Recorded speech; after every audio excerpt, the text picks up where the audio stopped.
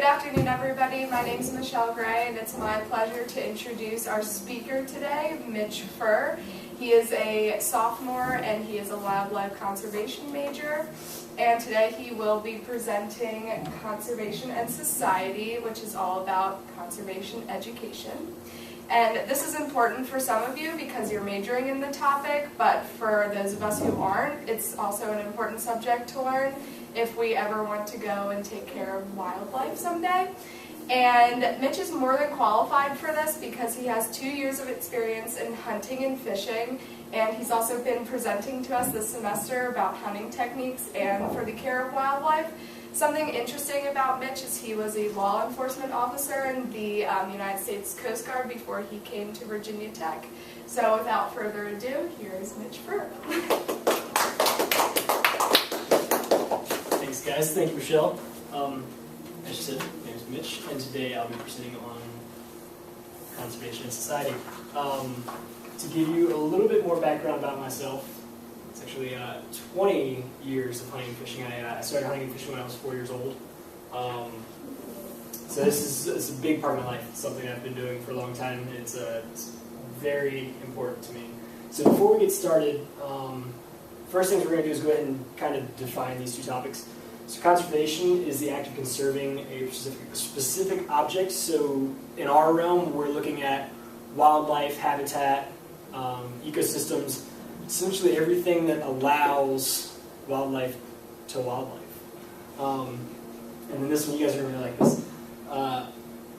Our definition of society is you all and I, the people around us, and the things that influence the way we live. So obviously social media, friends, family, where you shop, all sorts of stuff, music you listen to. And so with that, the reason we're going to discuss this today is because I personally think there's a really big tie between society and conservation. We're only given one planet to live on, and so how we use it is very important. So I'm going to get this started by, we're going to look at a couple of slides from Instagram. For the most part, I've decided to blur out all language that's inappropriate and names with the exception of the main subjects of these.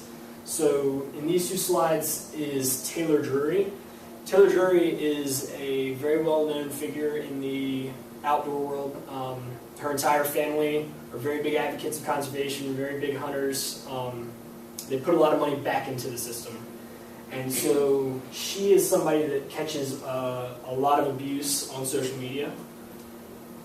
And so, as you can see here, she's getting, can you guys, how do I get back? Use the computer. I don't know if you guys can read this print, but this is all filled with death threats, insults, some really, really nasty stuff that you wouldn't say to people if you were, I'm going to use the term educated. So this is Taylor's page where she's personally being attacked. And then on this one right here is everybody's favorite, Miley Cyrus. Miley has gone vegan in the last year or so, and so this entire post, along with multiple more, is her, she's actually cleaned these up. These were edited. She originally was throwing out huge death threats at these people, and it led to these people's pages getting blown up with, I mean, you can imagine Miley Cyrus has hundreds of thousands of followers. So very influential member of society. Sitting here and pretty much just saying how terrible this person is for hunting. And as you can see, she's got people jumping on almost 21,000 comments, and if you go through them and read them, you can spend their entire time of your day just reading terrible comments about this stuff. And so that post right there that she had posted was about this young woman right here named Kendall Jones, and these are some of the comments that she was getting shortly thereafter. People wishing AIDS upon her, telling her that she's a psycho, that she's pathetic, telling her to kill herself. Just a ton of really, really nasty things. And so the reason I'm bringing this all up is because this is somebody that's going out there and playing their part within conservation to help see that we can continue to have these habitats and ecosystems continue to flourish the way they do, and they're getting brought down because of it. So real quick, guys, what are some reasons we might want to educate more of society about conservation? And these answers can come from my wildlife majors and my not wildlife majors. If my wildlife majors want to wait and let the not wildlife majors answer first. Workshops or reasons? Reasons why we want to educate society about conservation. Do we know how to handle situations when So that's putting you guys in a tight spot. But let's have our wildlife majors kind of give us a little insight. Why would we want to educate people about conservation? Because without education,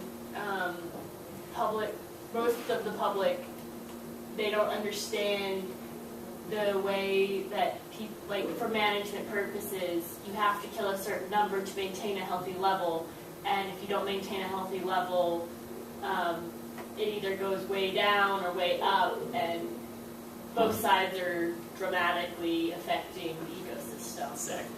So basically what's going on here is there is a constantly shrinking amount of land on this earth that we can allow animals to live on. So even though the land's getting smaller, populations are normally, for the most part, going through the roof. So conservation plays a huge role in making sure that we keep these populations in control, and it also helps to fight the spread of disease and overpopulation, and then that leads to interactions between humans and wildlife that might not be so such an agreeable set of terms, like when wildlife starts to find their ways into cities. So what this number right here shows us is that over the past 2 or 3 decades, the amount of hunters has declined incredibly.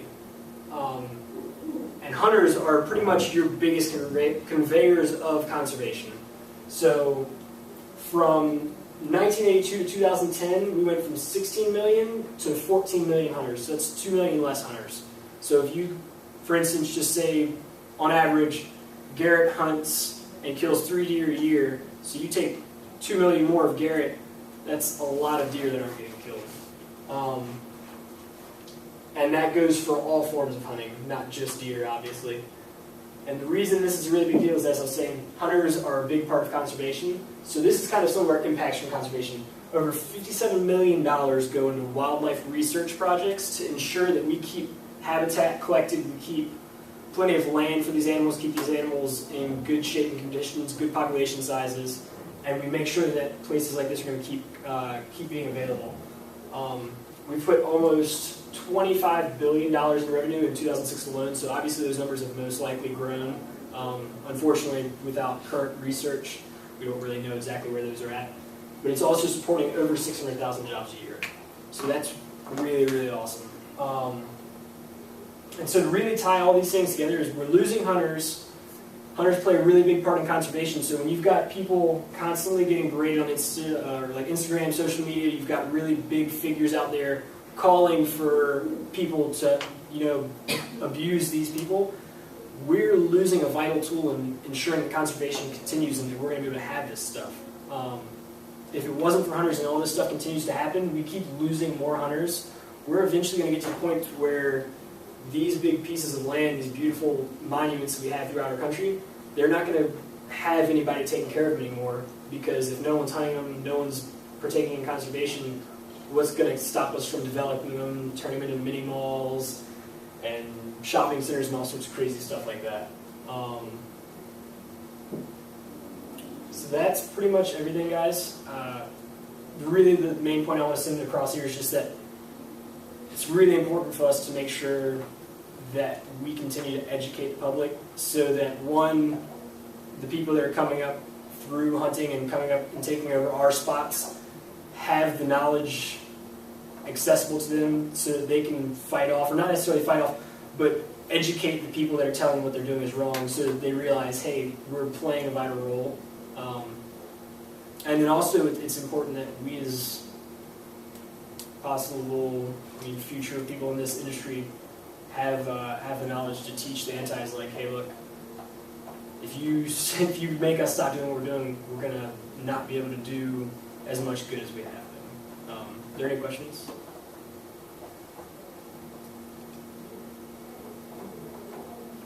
Thanks, guys.